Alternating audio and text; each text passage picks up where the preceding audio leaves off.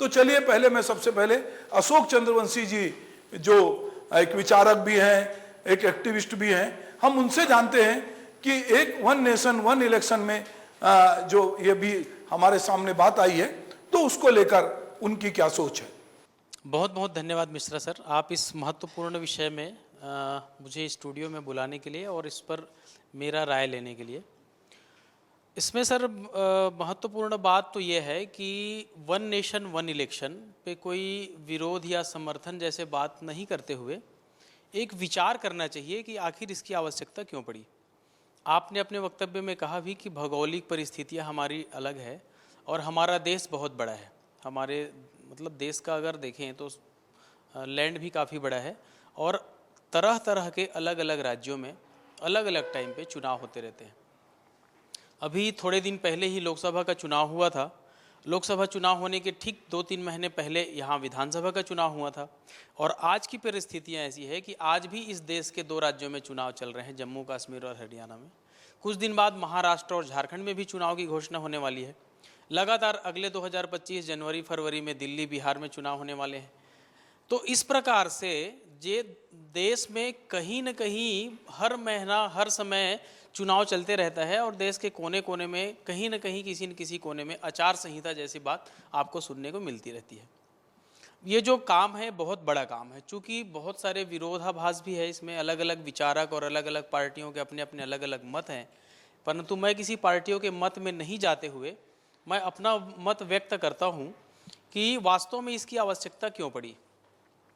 भाई देश इतना बड़ा है, देश में अलग अलग मौसम भी होते हैं, अलग अलग जगह पे अलग अलग प्रकार के मुद्दे होते हैं और इस वन नेशन वन इलेक्शन पे मुझे नहीं लगता कि कोई मुद्दा इसमें गौड़ हो जाएगा या कोई मुद्दा इसमें जो छोटे छोटे जो दल हैं या कोई भी हो इसमें कोई उनको नुकसान होगा, इस टाइप का मुझे नहीं लगता। आपने ही बताया कि 1967 से पहले एक ही साथ चुनाव होता था, तो उसमें जब एक साथ चुनाव होते थे तो क्या क्षेत्रीय मुद्दे लोप हो जाते थे या क्षेत्रीय मुद्दों को क्या महत्व नहीं मिलता था? ऐसी कोई बात नहीं है।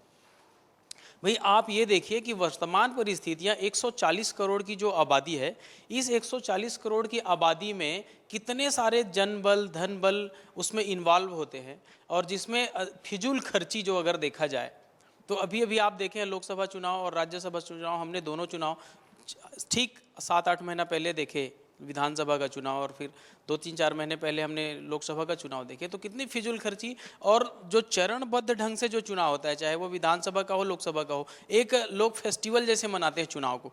तो कहीं न कहीं वास्तव में इसकी आवश्यकता देश में इसलिए है ताकि हम काम कर सकें, लोगों को उसकी दिशा दे सकें और वो उस दिशा में आगे बढ़ सके। इसलिए भी हमको एक टाइम पे एक साथ पूरे देश का चुनाव करने की ज़रूरत है। दूसरी बात क्या है कि भारत एक सबसे बड़ा लोकतांत्रिक देश है जहां पर पंच से लेकर प्रधानमंत्री तक सब चुन करके आते हैं। तो इस परिस्थितियों में तो और ज़्यादा ज़रूरी हो जाता है कि हम एक साथ एक काम को निपटाएं और बाकी देश के विकास में, औरों को रोजगार देने में, औरों को नियोजन करने में और देश की महंगाई को मैनेज करने में, देश में बहुत सारे लोगों की भलाई करने में अपना हम समय लगाएं और चुनाव पे अपना समय ना लगाएं तो ये ज़्यादा अच्छा होगा।